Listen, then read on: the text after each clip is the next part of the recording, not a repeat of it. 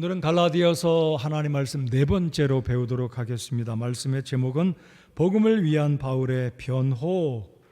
바울 자신이 그가 하나님으로부터 받았던 이 복음에 대해서 변증 또는 변호하는 이 제목으로 말씀을 살펴보겠습니다.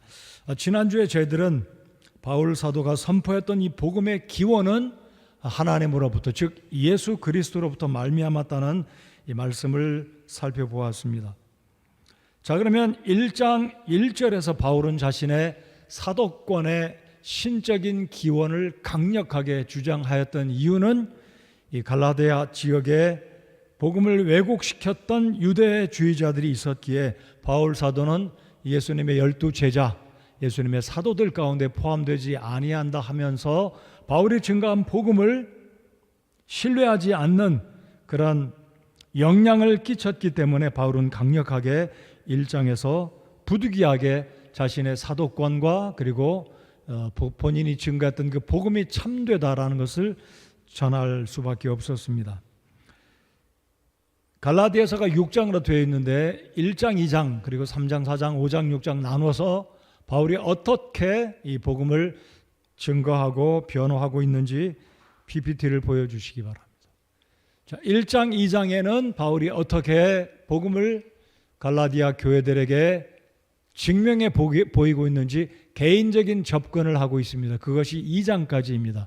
저희들이 지난주에 1장을 끝마쳤고 이제 오늘은 10절까지 그리고 다음 주에 2장을 끝마치겠습니다. 그래서 1장, 2장은 바울이 갈라디아 교회 성도들에게 개인적으로 접근해서 참된 복음을 다시 한번 상기시켜주고 있고요. 그리고 3장, 4장에서는 이제 조금 더 강력하게, 조금 더 이론적으로 교리적인 측면으로 갈라디아 교회들에게 거짓 복음을 증거했던 그들이 교리적으로 어떤 모순과 잘못이 있었는지 교리적인 문제를 가지고 접근하는 내용이 3장과 4장입니다.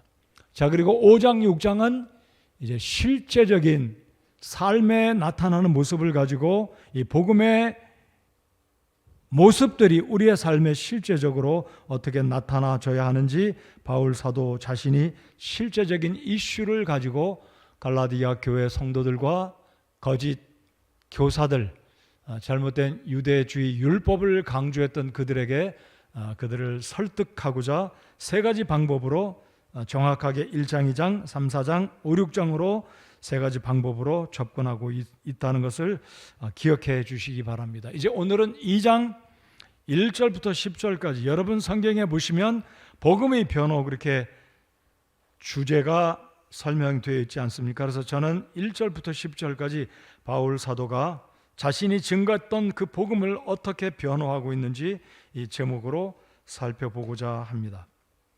자, 1절을 한번 보시겠습니다.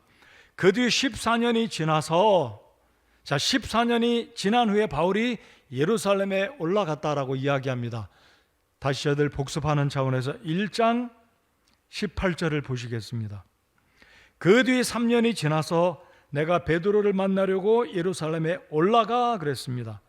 자, 그러니까 바울 사도가 아라비아 사막에 가서 구원받고 난 이후에 이방인에게 복음을 증거하기 위해서 바울은 나름대로 신약과 구약을 다시 묵상하고 이방인들에게 복음을 증거하라는 예수 그리스도의 명령을 잘 감당하고자 그는 개인적으로, 개별적으로 시내산에 가서 기도하고 묵상하며 사도로서 준비했던 기간을 마치고 예루살렘에 방문했다라고 1장 18절에 이야기합니다. 그리고 바울이 예루살렘을 떠나 그의 고향으로 21절을 보시면 시리아와 길리기아 지방에 들어갔다라고 이야기합니다.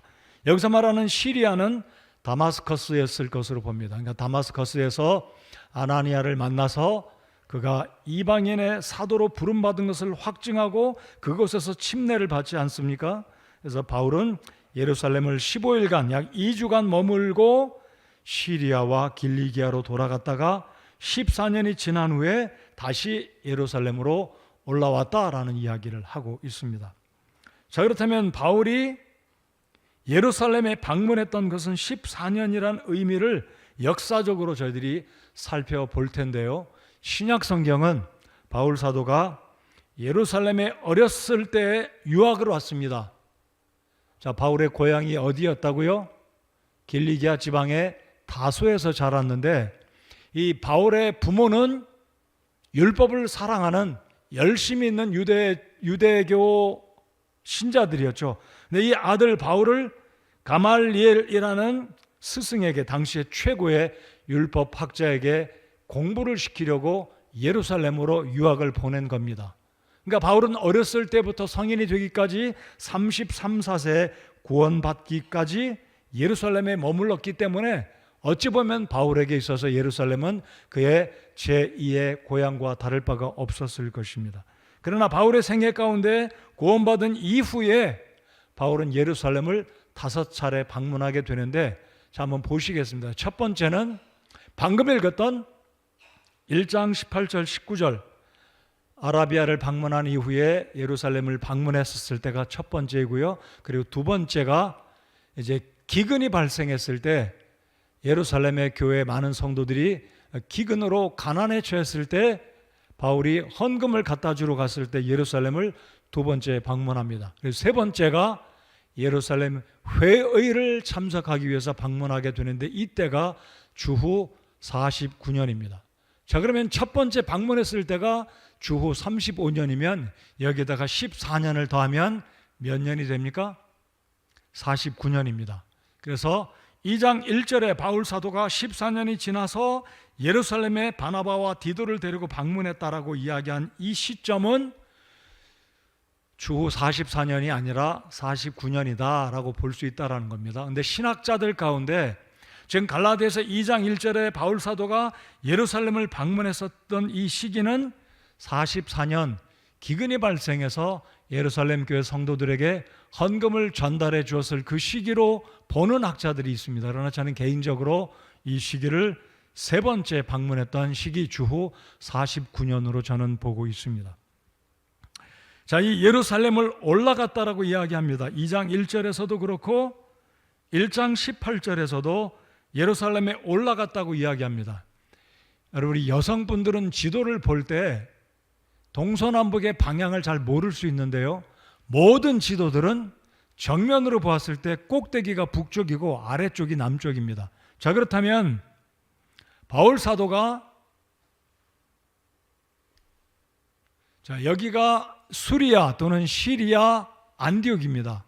그럼 바울 사도가, 여기가 지금 다소인데요, 길리기아 다소인데, 여기에서 이쪽 예루살렘으로 내려온다면 자연스럽게 내려왔다 그래야 되는데 올라갔다고 한 이유가, 예루살렘은 지형이 높기 때문에, 해발 800m 고지이기 때문에 당시의 사람들은 예루살렘을 방문할 때 동서남북 어떤 방향에서든지 예루살렘으로 갈 때는 올라갔다라고 표현을 합니다. 자, 예루살렘의 평면 지도를 한번 보여드리겠습니다. 단면들을 보여드리면,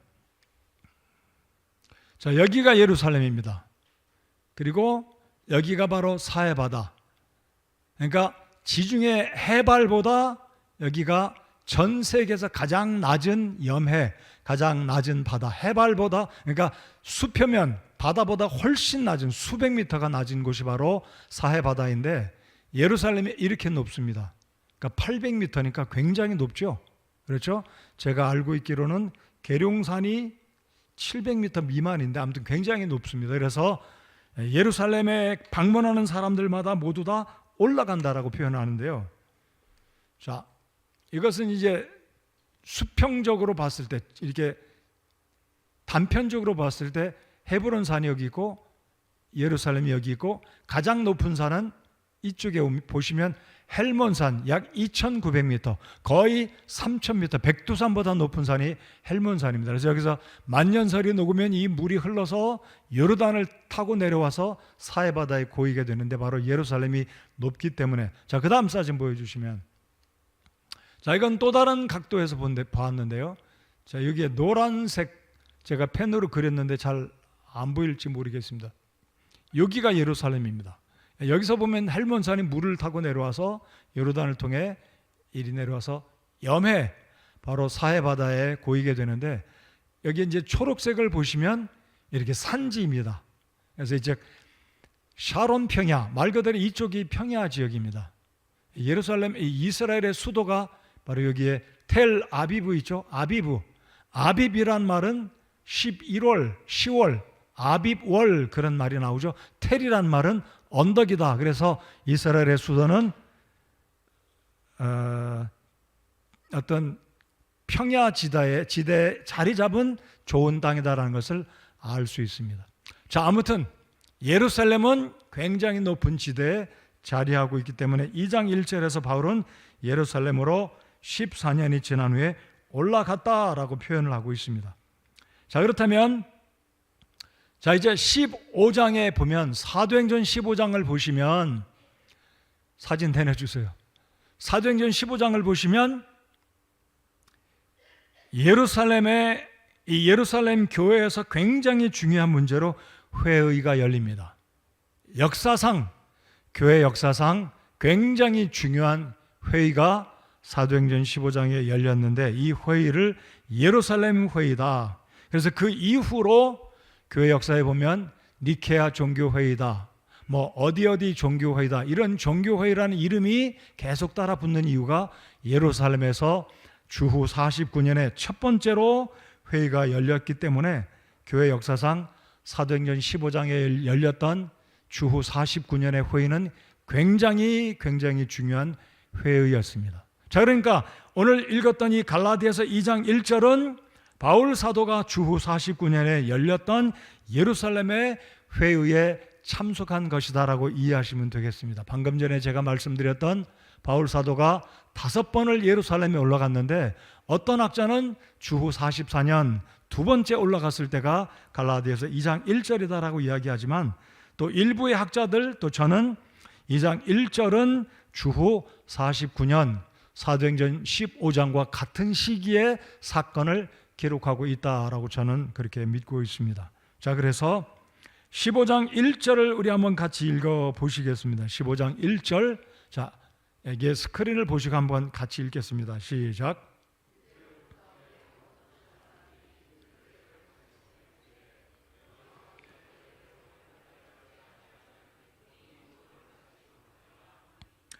유대로부터 내려온, 자, 내려왔다는 말은 안디옥을 지금 올라갔는데 방금 말씀드린 것처럼 예루살렘에서 북쪽으로 올라가면 올라간다고 그래야 되는데 내려왔다는 말은 예루살렘이 꼭대기니까 안디옥으로 내려갔다는 표현입니다. 이 지리적인 이런 설명들을 잘 이해하셔야 성경을 이해하기가 좋을 것입니다. 자, 그러니까 어떤 사람들이, 예루살렘 교회 사람들이 소식을 듣자 하니까 야, 안디옥 교회 많은 사람들이 구원받는다라는 소식을 듣게 됐습니다. 제가 엊그제도 곽인재 목사님과 통화를 했는데, 그리고 지난 주일 저녁에 다산교회를 가서 섬기게 된 한 자매가 저희 집에 인사를 하러 왔는데 주일날 30명이 모였다는 거예요. 다산교회 30명이 모였다는 소식을 듣고 하나님께 참 감사드렸습니다. 여러분, 다산교회는 어찌 보면 개척교회 수준을 이미 넘어섰어요. 30명이니까. 자, 그런데 안디옥 교회 성도들이 갑자기 막 구원받는 숫자가 는다고 하니까 모교의 격이었던 예루살렘 교회 몇몇 지도자들, 특별히 유대주의자들이 안디옥 교회를 방문하고 진짜 이들이 제대로 구원받았는가 알아보러 갔는데 문제는 바로 이들이 문제를 일으키게 된 것입니다. 자, 방금 읽은 15장 1절에 어떤 사람들이 그랬습니다. 근데 바울이 어떤 사람들이라고 표현한 이 의미가 굉장히 의미가 있는 겁니다. 구원받은 지도자들, 구원받은 형제들이다 그러지 않고 어떤 사람이라고 표현했습니다. 자, 그렇다면 갈라디아서 오늘 읽은 본문 2장 4절을 보시겠습니다. 바울은 이들을 가리켜서 뭐라고 이야기합니까? 이는 알지 못하는 사이에 들어온 거짓 형제들 때문이라. 거짓 형제다 그랬습니다. 라틴어로 말하면 수도, 가짜란 말이에요. 가짜 형제들. 겉으로는 구원받은 사람 같지만 형제가 아니다라는 거예요. 그러니까 유대 율법주의자들이기 때문에 바울은 이들을 가리켜서 거짓된 형제들이다, 구원받지 않은 자들이다 라고 이야기합니다. 4절 하반절, 그들이 그리스도 예수님 안에서 우리가 누리는 우리의 자유를 엿보아 우리를 속박하려고 몰래 들어왔으나. 그러니까 바울은 이 당시 안디옥에서 목회하고 있던 바나바와 바울이 목회자였는데 우리라고 표현하죠.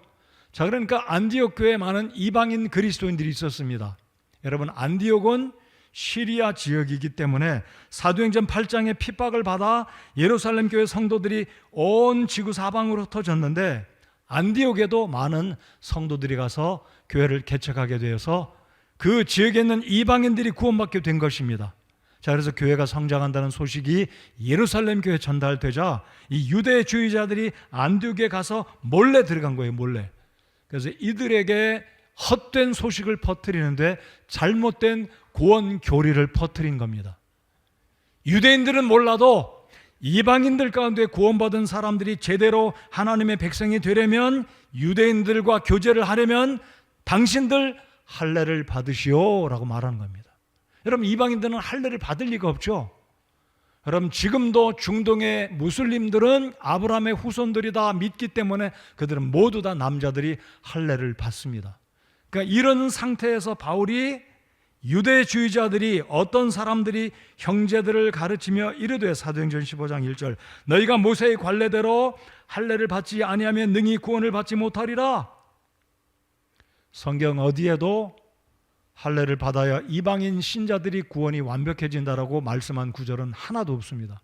바울도 그렇게 가르치지 않았는데 이 문제가 결국은 안디옥 교회로 하여금 구원론의 퀘스천 마크를 남기게 된 겁니다. 아, 진짜 그러냐? 우린 유대인들이 아니라서 모세 오경, 구약 성경의 모세경을 준수하지 않지만 할례를 받아야 된다고 저들이 말하니 어떻게 된 일이냐? 이 안디옥 교회가 혼돈에 빠진 겁니다. 그래서 부득이하게 주후 49년 바울이 바나바와 함께 디도를 데리고 예루살렘에 올라가 이 문제를 단판을 지으려고, 해결을 하려고 회의에 참석한 게 바로 2장 1절입니다. 이해가 되셨죠? 그래서 2절에, 자, 갈라디아서 2장 2절을 보시겠습니다. 내가 계시로 말미암아 올라간다는 표현이 또 등장합니다. 그러니까 바울 사도는 이 문제를 가지고 하나님의 성령께서 바울에게 직접 내려가서 이 중요한 교리, 구원의 교리의 문제를 해결할 것을 성령께서 지시하시고, 바울이 부득이하게 두 사람의 이 안디옥 교회 멤버들을 데리고 예루살렘을 방문합니다. 자, 그런데 2절 하반절에 이것은 어찌하든지 내가 다름질한 것이 헛되지 아니하게 하렴이라. 그러니까 바울 사도가 1차 선교 여행 때 이 갈라디아 지역에 복음을 열심히 증거하지 않았습니까? 그것을 가리켜 바울은 다름질한 것이다라고 표현합니다.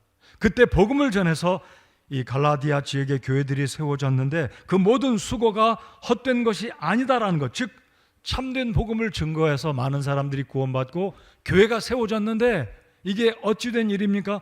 예루살렘 교회 거짓된 교사들이, 유대주의자들이 와서 할례를 받아야 구원이 온전하게 된다라고 가르치니까 이게 말이 안 되는 이야기이기 때문에 바울은 부득이하게 자신이 증거했던 그 복음이 헛된 것이 아니고 참되다라는 것을 어필하고 있는 것입니다.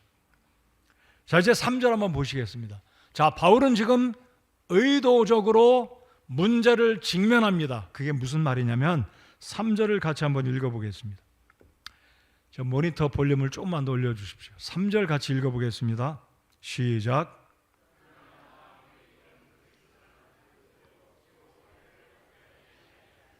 여러분, 바울 사도의 동역자들 가운데 오른팔은 디도였습니다.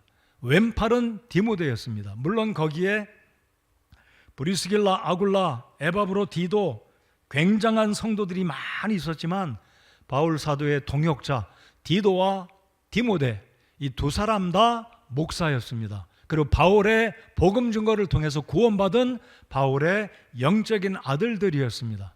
근데 공교로운 것은요, 디모데와 디도 이 두 사람의 아버지는 그리스 사람이었고 이 두 사람들의 어머니는 유대인들이었습니다.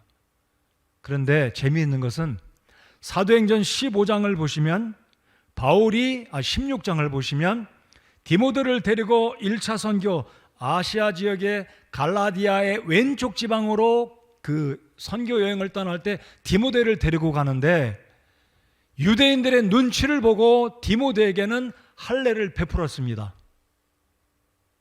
이상하죠? 왜냐하면 유대인들이 보았을 때 아니 바울도 유대인이고 우리 유대인들에게 복음을 전하러 가는 저 바울이 디모데를 할례 받지 아니한 디모데를 데리고 가나 이상하게 생각하였기 때문에 바울은 디모데에게 할례를 베풀었다라는 장면이 사도행전 16장 3절에 나옵니다. 눈으로 빨리 보십시오. 눈으로. 자, 그런데 디도에게는 할례를 억지로 주지 않습니다. 모순이잖아요.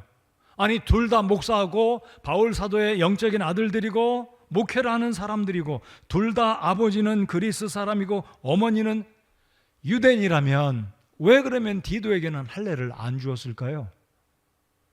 자, 이유는 지금 바울이 예루살렘에 올라가는 이유는 정면으로 할례주의자들의 문제를 해결하기 위해서 할례 받지 않았던 디도를 데리고 가는 겁니다. 정면으로 문제를 돌파하려고. 자, 3절을 다시 보시면 억지로 할례를 받지 않게 하였다. 그리고 1절에서는 바나바와 디도를 데리고 예루살렘에 올라갔습니다. 당시에 예루살렘에 있던 영향을 꽤나 끼치는 유대 이 지도자들 가운데 디도가 누구인지 소식을 듣게 되면 할례를 받지 않았다라는 얘기를 듣게 되면 아마 이 문제를 가지고 또 바울에게 흠을 잡고 뭔가 문제를 제기할 수도 있었을 것입니다. 그러나 이것은 바울이 의도적으로 디도를 데리고 갔다. 왜냐하면 할례가 구원을 완성시키는 것이 아니라 민족을 떠나 혈통을 떠나 유대인이건 이방인 신자들이건 간에 구원은 복음을 통해서 하나님의 은혜 안에서 믿음으로 받는 것이지 율법을 준수하거나 할례를 통해서 구원받는 것이 아니기 때문에 바울은 이 문제를 정면으로 풀기 위해서 자신의 조력자이자 목사였던 디도를 데리고 내려간 것이다 라는 것입니다. 자, 그래서 이제 5절 6절에 바울이 구체적으로 바울이 증거했던 복음은 다름질 친 것, 그가 헛되이 다름질 친 것이 아니라는 것을 이야기하며 4절 하반절에 우리가 누리는 우리의 자유를 엿보아 우리를 속박하려고 몰래 들어왔던 이 거짓 형제들 유대주의자들에게 정면으로 구원은 하나님의 은혜로 받는 것이다. 할례나 율법의 준수가 아니다라는 것을 정면으로 해결하려고 목사였던 디도를 데리고 내려가게 된 것입니다. 자, 우리 고린도전서 9장에 보면 바울이 이런 표현을 합니다. 고린도전서 9장 20절부터 22절까지 우리 한번 같이 읽어보겠습니다. 천천히 읽어보겠습니다. 시작. 유대인들에게 내가 유대인같이 된 것은 유대인들을 얻고자 하며 율법 아래 있는 자들에게 율법 아래 있는 자같이 된 것은 율법 아래 있는 자들을 얻고자 함이며 율법 없는 자들에게 내가 하나님께 율법 없는 자가 아니요 그리스도께 율법 아래 있는 자이나 율법 없는 자같이 된 것은 율법 없는 자들을 얻고자 함이라. 약한 자들에게 내가 약한 자가 된 것은 약한 자들을 얻고자 하며 내가 모든 사람에게 모든 것이 된 것은 어찌하든지 몇 사람이라도 구원하고자 함이라. 이 말씀이 굉장히 중요한 건데요, 이 말씀을 오해하면 야 바울은 우유부단한 사람이다, 이랬다 저랬다 한다, 그렇게 보여요. 유대인들에게는 율법 아래 있는 유대인들에게는 자기 자신도 사실은 은혜 안에서 구원받은 바울이 율법 아래 있는 자처럼 그들에게 접근했습니다. 여러분 다음 주에 오실 때 이게 갈라디아서 2장 11절부터 21절까지 읽어오시면 바울이 대사도인 베드로를 책망합니다. 아마 나이는 바울과 베드로가 비슷하지 않았을까. 근데 순서로 보면 누가 먼저 사도가 됩니까? 베드로가 형님이에요. 근데 여러분 11절부터 보시면 바울이 베드로를 호되게 책망합니다. 딱 한 번 책망합니다. 왜 그런지 다음 주에 읽어오시기 바라고 다음 주에 이 부분을 살펴보겠습니다. 왜냐하면 베드로는 말 그대로 표리부동했기 때문입니다. 다음 주에 이 말씀을 나눠볼 텐데, 아무튼 방금 읽었던 이 고린도전서 9장 20절로 22절까지 잘 보시면 바울은 타협한 사람이다, 표리부동하다, 일구이연하는 사람이다, 박쥐와 같다, 이랬다 저랬다, 유대인들에게 가면 유대인 행세하고 이방인들을 만나면 유대인이 아닌 것처럼 했다. 그렇게 이해되어지기 쉽습니다. 아닙니다. 여러분, 하나님의 사역에는 때때로 이런 오해받을 수 있는 일이 있어요.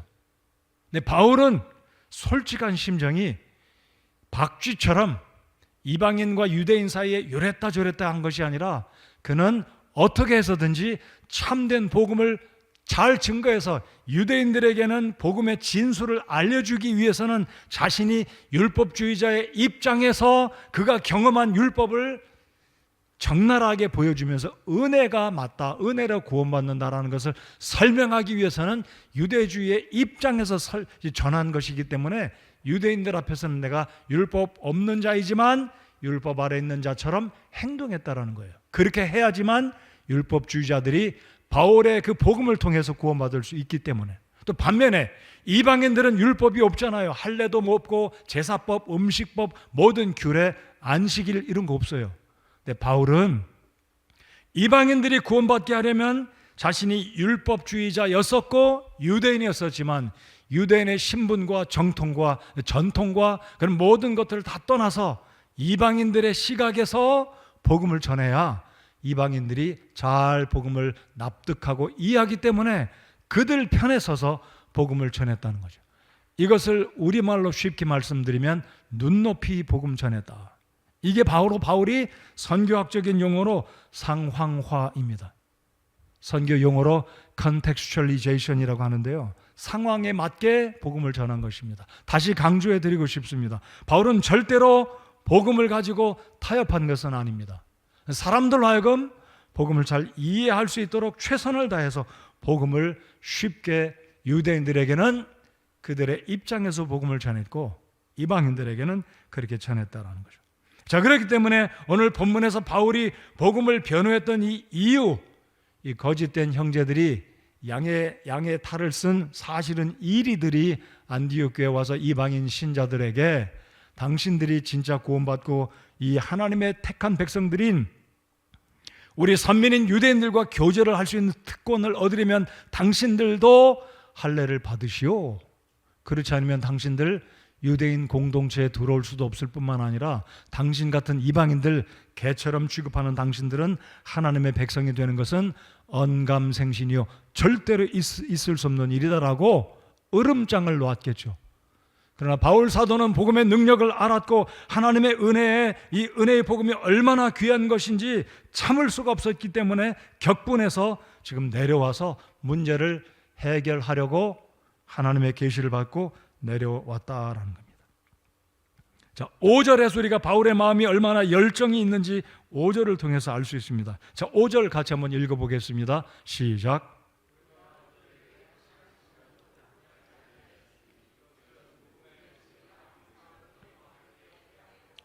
한 시간도 굴복하지 않았습니다. 여러분, 바울은 방금 읽었던 이 고린도전서에 있는 말씀처럼 타협한 것 같았지만 절대로 타협한 게 아니라 오히려 바울 사도는 복음에 있어서만큼은 절대로 타협하지 아니한 복음 편에 선 목숨을 걸고 복음을 증거했던 하나님의 사람이었습니다.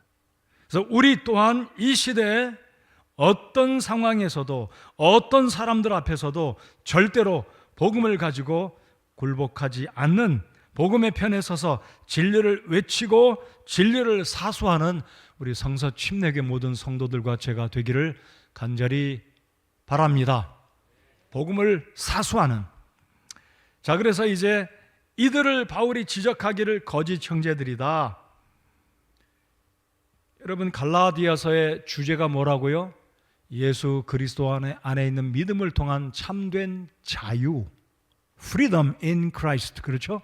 예수님 안에 있는 구원의 자유인데 바울 사도는 이 자유를 위해서 절대로 굴복하지 않겠다. 그들은 안디옥 교회 이방인 그리스도인들을 속박시키려고 몰래 들어왔지만, 자, 이제 6절에서 이들의 정체에 대해서, 이들의 행위에 대해서 바울이 무엇이라고 표현하는지 이 말씀을 통해 우리의 삶을 돌아보고 교훈을 실제적으로 받을 수 있는 우리가 되기 바랍니다. 6절 보시겠습니다.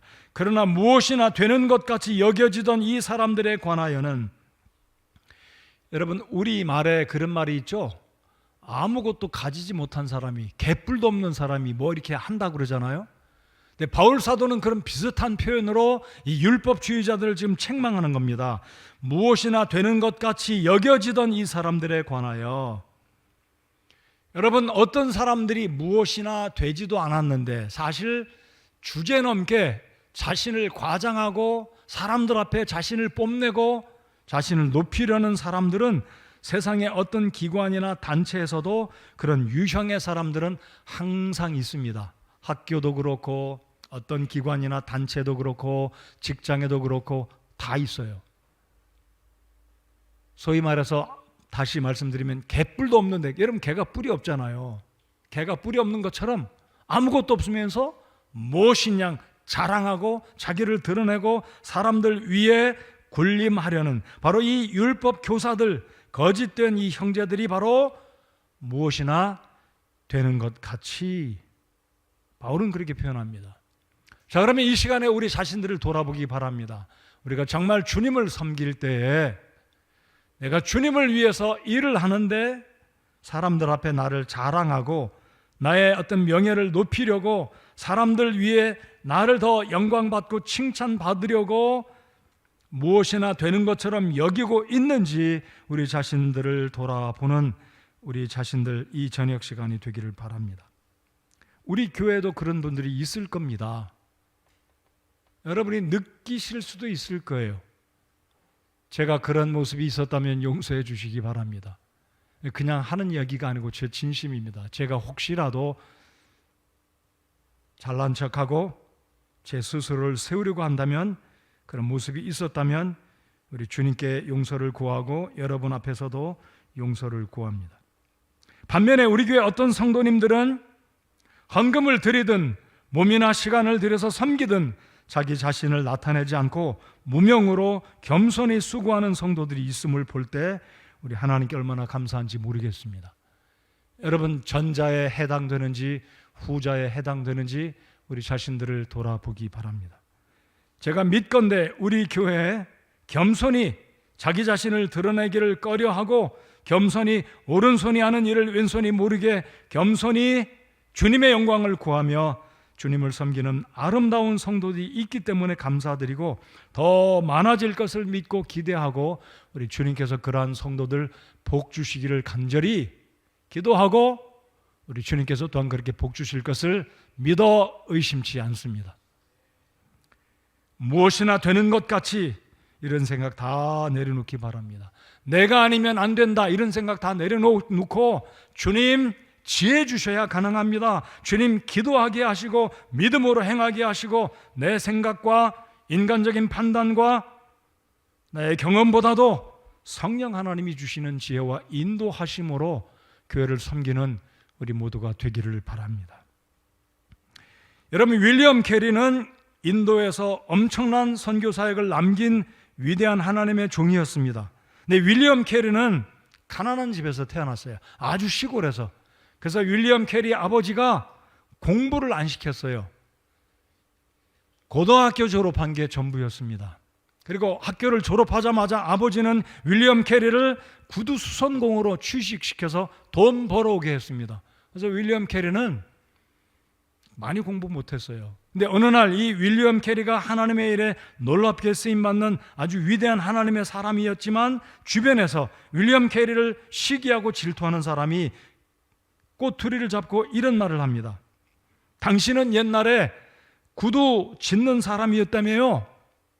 이 말을 들었던 윌리엄이 어땠을까요? 마음이 편치 않았을 것입니다. 그렇죠?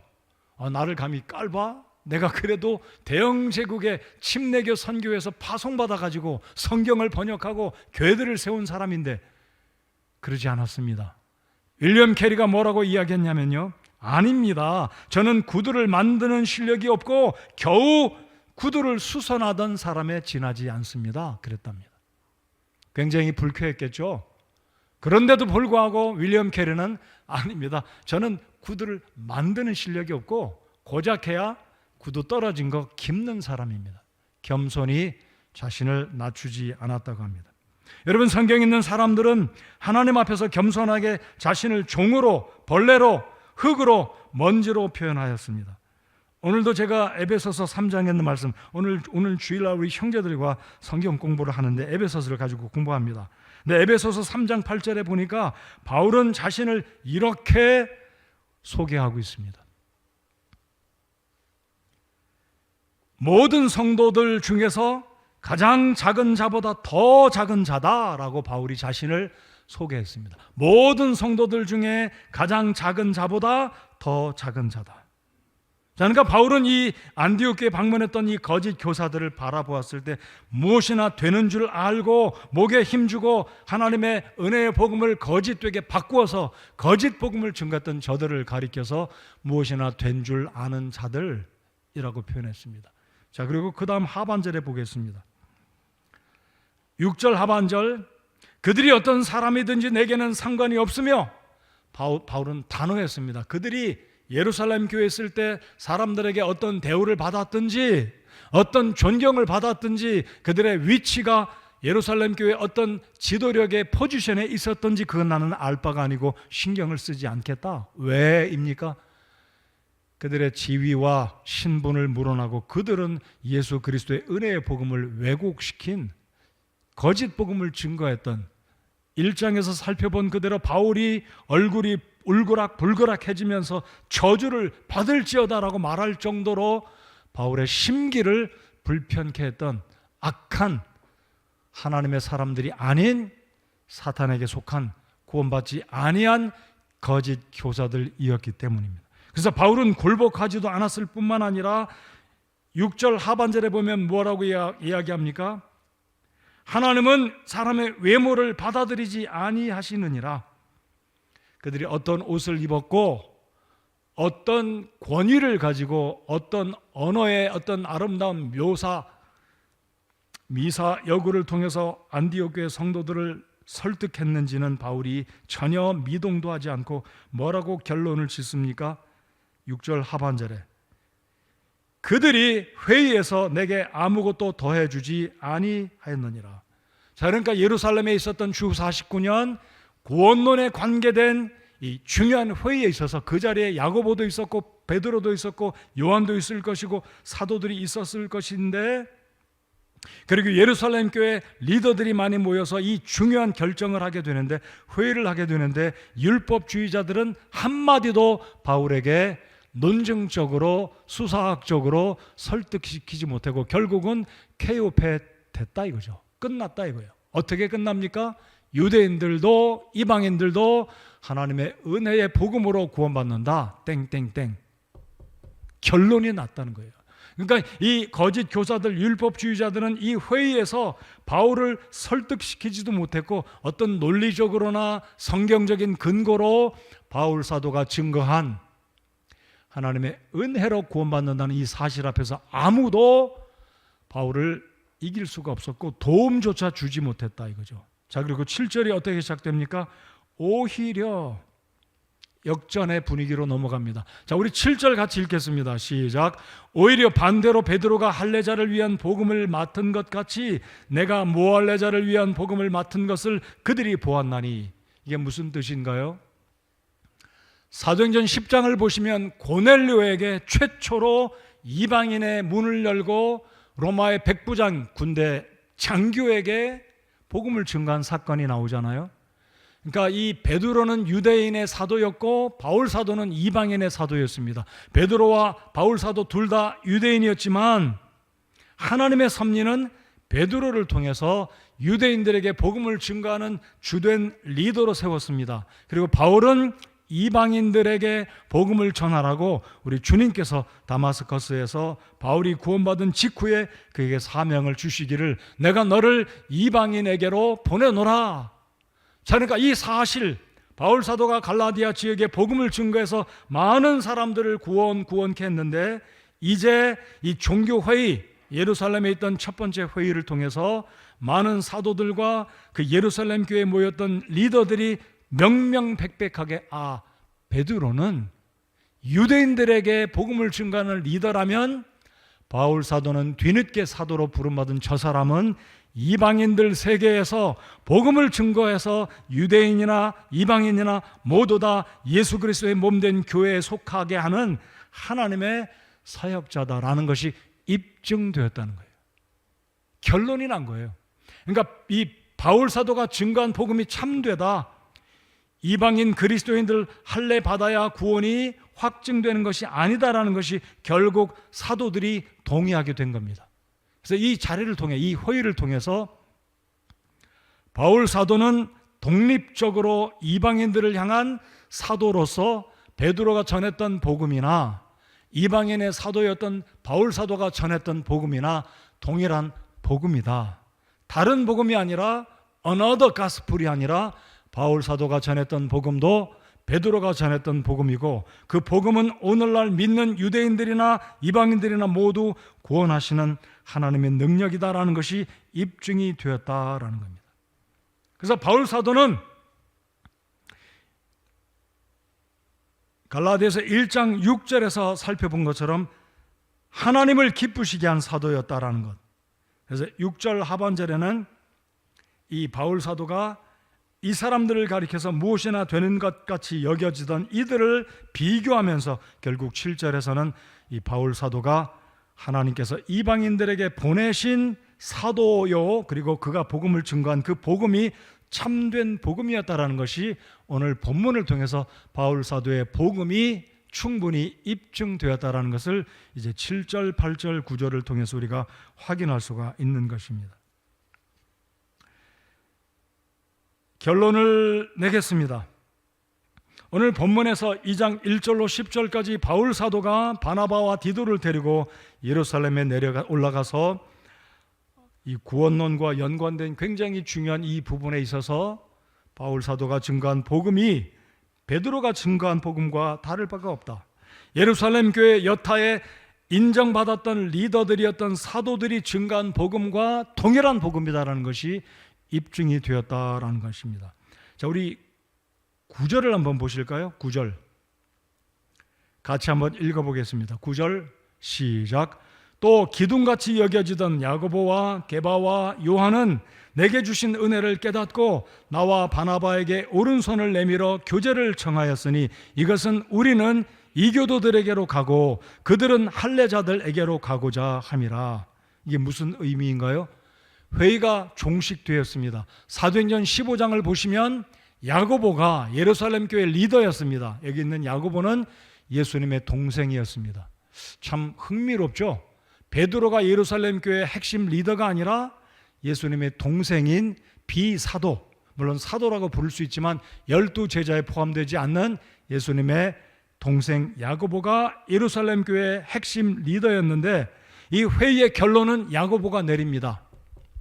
이제 이방인 그리스도인들에게도 우리조차 매기 버거운 어깨의 짐, 율법의 짐을 이방인 그리스도인들에게 짐을 지우지 말자.